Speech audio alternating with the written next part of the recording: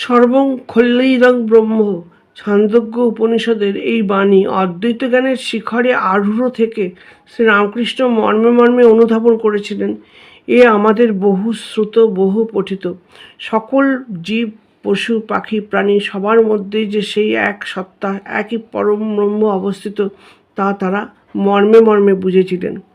ভগিনীর দেবমাতার স্মৃতি থেকে জানা যায় ঠাকুর তার ভক্ত নিস্তারিণী ঘোষকে একবার একটি গুরু দায়িত্ব দিয়েছিলেন। ঘটনা ঠিক এইরকম। ঠাকুরের কাছে দক্ষিণেশ্বরে একটি বিড়াল সহ 3টি ছানা আশ্রয় নেয়। মা বিড়ালটি কখনও ঠাকুরের পায়ের কাছে শুয়ে থাকতো, আবার ঠাকুরের হাতের ছোঁয়া পেলে সঙ্গে সঙ্গে উঠে প্রণাম করার মতন ভাব করত। ঠাকুর নিস্তারিণী ঘোষকে উপর্যুপরি 2বার জিজ্ঞেস করেন তিনি কি ঠাকুরের একটি কাজ করতে পারবেন।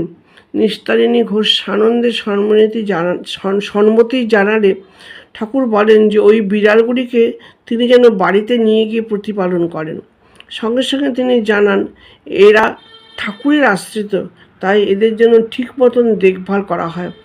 এরপরেও নিস্তারিণী দেবী দক্ষিণেশ্বরে এলেই ঠাকুর সবসময় বিড়ালগুলি কেমন আছে সে বিষয়ে খোঁজ খবর নিতেন।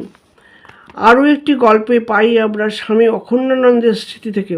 কলকাতা যাওয়ার জন্য অনেক সময় ঠাকুরের গাড়ির ব্যবস্থা করতেন বরানগরের বেনিপাল। তিনি জানতেন ঘোড়াকে বেশি আঘাত করলে ঠাকুরের খুব কষ্ট হয়। তিনি বলতেন আমাকে মারছে আমাকে মারছে, তাই তিনি এমন ঘোড়ার গাড়ির ব্যবস্থা করতেন যাতে চাবুক মারতে হবে সে এমনিই ছুটবে। ব্রহ্মানন্দ লিখেছেন ঠাকুরের সঙ্গে পঞ্চবটিতে বসে তিনি অনেকবার শব্দ ব্রহ্ম নিয়ে বিচার করেছেন। এই বিচার করার পর যখন ধ্যানে বসতেন তখন তিনি স্পষ্ট বুঝতে পারতেন গাছের পাখিগুলি বেদে যেসব গান আছে সেই গানগুলি গাইছে। কি অলৌকিক কি অপূর্ব এই স্মৃতিকথা।